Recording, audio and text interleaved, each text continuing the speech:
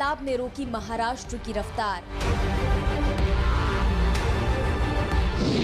बाढ़ ने मचाई अकल्पनीय तबाही।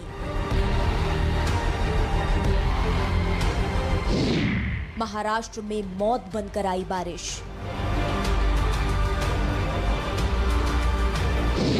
अड़तालीस घंटे में मौत का आंकड़ा 130 के पार। आसमान से बरसती आफत ने कहीं पूरे के पूरे इलाके को तबाह कर दिया है, तो कहीं सड़कों पर बर्बादी का खौफनाक मंजर है। महाराष्ट्र के करीब 1 दर्जन जिलों में जल प्रलय के हालात हैं। कहीं गांव के गांव और शहर के शहर तबाह हो गए हैं, तो कहीं घरों पर आसमान से आफत बरसी है। कहीं सड़कों का नामो निशान मिट गया है, तो कहीं गाड़ियों की जल समाधि बन गई है। महाराष्ट्र की धरती पर दूर दूर तक जल तांडव के जानलेवा निशान है। भारी बारिश और बाढ़ से कुछ इलाकों की तस्वीरें पहचानी तक नहीं जा रही हैं। पानी ने ऐसा प्रलय मचाया कि महाराष्ट्र की सांसें थम गईं, जिंदगी की रफ्तार रुक गई। हर जगह बाढ़ ने ब्रेक लगा दिया है। रेलवे ट्रैक से लेकर हाईवे तक जाम हो गए हैं। बाढ़ के कहर से महाराष्ट्र के कोल्हापुर जिले में भी त्राहिमाम मचा हुआ है। भारी बारिश की वजह से कोल्हापुर हाईवे पर इतना ज्यादा पानी भरा हुआ है कि उसे बंद करना पड़ा। कोल्हापुर मुंबई सिर्फ और सिर्फ इसलिए लगी है क्योंकि शिरोली फाटा जो है वहां पर बहुत ज्यादा पानी भरा हुआ है। करीब 8 से 10 फुट ऊंचाई पर यह पानी है, जिसकी वजह से गाड़ियों की आवाजाही दोनों तरफ से फिलहाल बंद है। यानी कि इस जहां हम खड़े हैं यहां से कोल्हापुर की तरफ जाने वाला जो ट्रैफिक है वो पूरी तरह से बंद है, और दूसरी तरफ से आने वाला ट्रैफिक यानी कि जो पानी भरा हुआ है उसके उस तरफ से पूरी तरह से बंद है। इसलिए अपोजिट का जो रोड है वो पूरी तरह से खाली है। आपको बता दें कि रात 12 बजे के बाद से ये स्थिति बनी हुई है। आप देखिए पूरी ट्रकों की जो कतार है वो बहुत लंबी है, करीब 10 से 12 किलोमीटर की स्थिति बनी हुई है।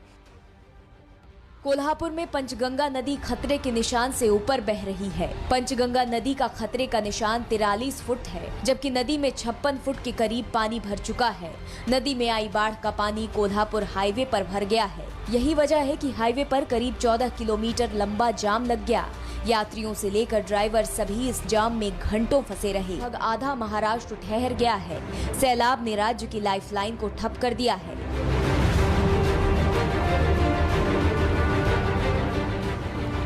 इस मुश्किल में देवदूत बने राहत बचाव दल के सदस्य लोगों को सुरक्षित जगहों पर पहुंचाने में लगे हैं, लेकिन जो लोग बाढ़ की पीड़ा झेल रहे हैं उन्हें कोई रास्ता दिखाई नहीं दे रहा। जो इस मुसीबत में फंसे हैं उन्हें ये तक कोई बताने वाला नहीं है कि हालात सामान्य कब होंगे और वो इस परेशानी से कब निकलेंगे। देखना पड़ेगा अभी क्या जैसा चालू होएगा वैसा माहौल, आगे जाना पड़ेगा। तो जाना तो है आगे, अभी कैसा खुलेगा कब खुलेगा मालूम नहीं ना। अभी बताना चाहिए ना कोई आदमी, कोई प्रशासन चाहिए कैसा। अभी कहीं रास्ते जाम है तो कहीं सड़कें टूटी पड़ी हैं। कोल्हापुर में रेलवे ट्रैक भी पानी में डूब गया है। हाईवे से लेकर रेलवे की रफ्तार थम गई है। महाराष्ट्र के करीब 13 जिलों में भारी बारिश से हालात खराब हो गए हैं। हालांकि 6 जिलों में हालात बदतर हैं। मौसम विभाग ने महाराष्ट्र के 6 जिलों में रेड अलर्ट जारी किया है। अगले 24 घंटों तक महाराष्ट्र के कई इलाकों में मूसलाधार बारिश का अनुमान है। रायगढ़, सतारा, पुणे और कोल्हापुर के अलावा हिंगोली, जालना में भी भारी बारिश हो सकती है। रत्नागिरी के चिपलून में भारी तबाही के बाद जलस्तर में थोड़ी कमी आई है।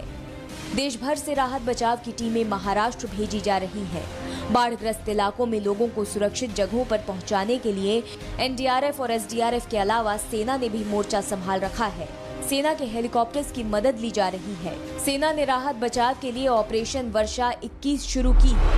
ओडिशा से एनडीआरएफ की 8 टीमें महाराष्ट्र पहुंची हैं।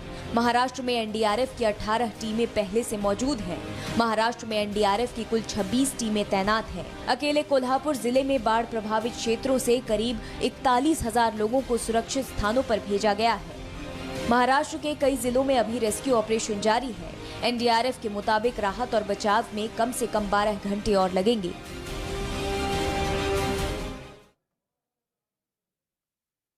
और अब आपको दिखाते हैं कि किस तरीके से महाराष्ट्र के अलग अलग जिलों में स्थिति पैदा हुई है और वो ड्रोन कैमरे के जरिए उसको उन तस्वीरों को देखा गया। महाराष्ट्र के सांगली में ड्रोन के जरिए हमने देखा कि कैसे पूरा गांव और खेत पानी में डूबे हुए हैं। गांव में जाना भी आसान नहीं था। एक बोट पर बैठकर महाराष्ट्र के इस गांव में जाना पड़ा। इस वक्त मैं कने गांव में हूं और आपको ड्रोन के माध्यम से तस्वीर दिखाता हूं कि इस गांव की स्थिति क्या है। आप ऊपर से तस्वीर देख सकते हैं कि यहाँ पर फिलहाल क्या स्थिति है। आप देखिए पूरा का पूरा गांव जो है वो पानी में डूब चुका है। जो गन्ने की खेती है वो पूरी तरह से डूब चुकी है। आपको मैं घर दिखाने की कोशिश करता हूँ। जो छोटे छोटे यहाँ पे जो घर हैं वो पानी में डूबे हैं और जितना ऊपर से आप तस्वीर देखेंगे हर कहीं सिर्फ और सिर्फ पानी नजर आ रहा होगा। यानी कि स्थिति साफ है कि यहाँ पर बहुत बुरा हाल है। मैं कोशिश करता हूँ कि आसपास के जो गांव है, ये देखिए ये जो घर आप देख रहे हैं इसका पूरा का पूरा हिस्सा पानी में डूबा है। आप ये तस्वीर देखिए, जहाँ तक हम अपने ड्रोन कैमरे से आपको दिखाने की कोशिश करते हैं सिर्फ और सिर्फ पानी नजर आ रहा है। इस तरफ मैं और कुछ जो घर है वो दिखाने की कोशिश करता हूँ। यहाँ पर देखिए एक घर तो हमने आपको दिखाया, इसके अलावा ये देखिए ये पूरा जो गांव है ये पानी से डूब चुका है। यहाँ तक कि जो किसान हैं वो परेशान हैं। यही वजह है कि लोग सरकार से मांग कर रहे हैं कि उनके पुनर्वसन की कोई ना कोई व्यवस्था की जाए, क्योंकि लाखों की संख्या में लोगों का नुकसान हुआ है। अभी भी देखिए ये इमारत जो आप देख पा रहे हैं ये पानी में डूबा हुआ है। इसके बगल में छोटे घर हैं वो आप देखिए पूरी तरह से पानी में डूब चुका है।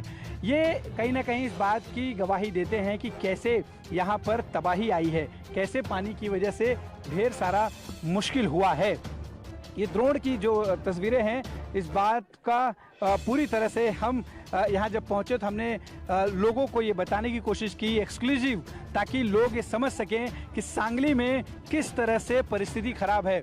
हजारों लोगों को बाढ़ के पानी से निकाला गया है और पेड़ यहाँ पर पूरी तरह, देखिए ये घर आप देख रहे हैं आधा से ज़्यादा पानी में डूब चुका है। ये पूरा गाँव पानी में डूबा है। यानी कि जल का जेल अगर हम कहें तो बुरा नहीं होगा। पूरी की पूरी तरह पानी में ये गांव डूबा है। आसपास का जो दूसरे गांव हैं वो गांव भी डूबे। दूसरे गांव कौन कौन से हैं आसपास में? भरतवाड़े हैं, वो भी डूबा हुआ है। वही भी डूबा हुआ है। भरतवाड़ी गांव जो है वो भी डूबा है। देखिए जो हम तस्वीर आपको ड्रोन से दिखा रहे हैं ये भरतवाड़ी गांव की तरफ की हैं। पूरी की पूरी जो है गांव की जो घरें हैं वो डूबे हुए पानी में। यानी कि स्थिति बहुत ज़्यादा खराब है और ये स्थिति इसी तरह से पिछले कई दिनों से है। हम इन तस्वीरों के माध्यम से सिर्फ यहाँ की स्थिति बता रहे हैं और जाहिर सी बात है जिस तरह से गांव के लोग मदद मांग रहे हैं वो मदद बिल्कुल जायज़ है। यहाँ पर नेताओं का कहना है कि करीब 50 हेक्टेयर जो खेती है वो बर्बाद हुई है और हर हेक्टेयर पर 50,000 रुपये लोगों को मिले। फलों के जो यहाँ पे बागान हैं उनको प्रति हेक्टेयर 1 लाख दिया जाए। इसके अलावा जिनके घर इस तबाही में पूरी तरह से टूट गए हैं उन लोगों को भी कम से कम 4 लाख रुपए मिले, ताकि वो अपना घर एक बार फिर से सुचारू रूप से ठीक कर सकें।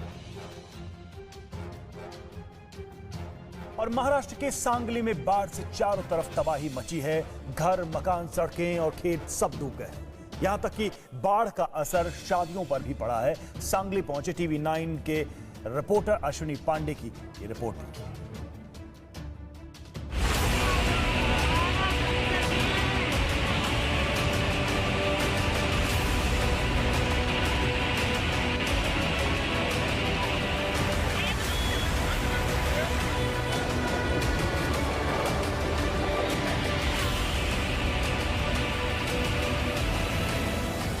जहां तक नजर दौड़ाइए दूर दूर तक पानी ही पानी नजर आ रहा है। महाराष्ट्र के सांगली में गांव पानी में डूबे हुए हैं। खेतों में समंदर बन गया है, सड़कों पर पानी भरा हुआ है। इस वक्त मैं सांगली कोल्हापुर बॉर्डर पर हूं और आपको तस्वीर दिखाता हूं कोल्हापुर मुंबई हाईवे की। आप ये तस्वीर देखिए और इससे आप अंदाजा लगा सकते हैं कि किस तरह की तकलीफ और किस तरह की परेशानियां इस पूरे इलाके में हैं। पूरी तरह से ये इलाका पानी से डूबा हुआ है। एक ट्रक आप दूर देख सकते हैं, ट्रक का आधा हिस्सा पानी में डूब चुका है। इस ट्रक ड्राइवर को जानकारी के मुताबिक रोका गया था कि वो आगे ना बढ़े, लेकिन इसके बावजूद वो आगे बढ़ा और नतीजा आपके सामने है। ये तस्वीर इस बात की तस्दीक करती है कि किस तरह से बाढ़ की वजह से यहाँ पर परेशानी बढ़ी है।